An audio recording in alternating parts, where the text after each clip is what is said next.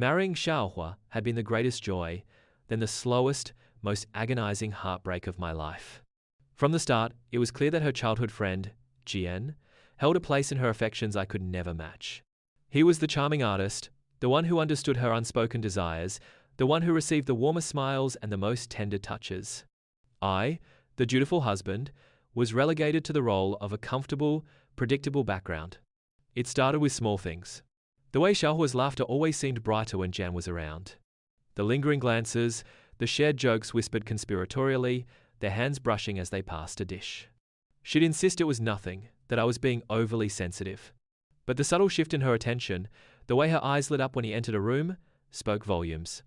I saw it in the extra care she took to prepare his favorite dishes, the thoughtful gifts she bought him, even the way she tilted her head when he spoke, a gesture of intimacy she rarely afforded me. Then came Jian's illness, a convenient fabrication that conveniently coincided with his mounting gambling debts. He needed to marry Xiaohua, he claimed, a last wish before he succumbed. Xiaohua, with tears in her eyes, begged me to agree to a fake divorce. She swore it was only temporary, a way to fulfill Jian's dying wish, after which we'd remarry. She believed I couldn't live without her. She was right, in a way. I was trapped in a love that was never truly mine. The divorce proceedings were swift and brutal. The legal papers felt like a brand on my soul. Xiaohua, radiant in a way I'd never seen, walked Jian down the aisle, her happiness a cruel mockery of my pain. I watched, a ghost in my own life, as she pledged her vows. Her eyes, usually soft and gentle with me, were alight with a fervor I'd only ever glimpsed in her relationship with Jian. After the ceremony, I retreated. I didn't contact Xiaohua. I allowed myself to be swept away by my family's long-standing plans. They had always disapproved of Xiaohua, her family's modest means a stark contrast to our considerable wealth, a fact she never knew. They'd arranged a marriage for me to a woman of equal standing, someone who appreciated the life I could offer.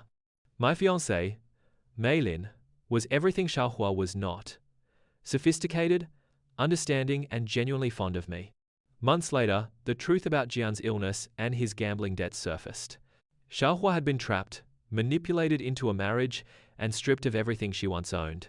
Jian had taken it all, her wealth, her power, and even her dignity, leaving her with nothing but regret.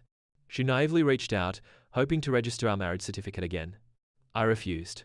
With desperation in her eyes, she confessed that I was the only man she had ever truly loved. But the damage was done. The coldness in my heart had solidified into a wall of indifference. I had moved on, found happiness in a love that was both genuine and reciprocated. Xiaohua's regret was palpable, but it was too late.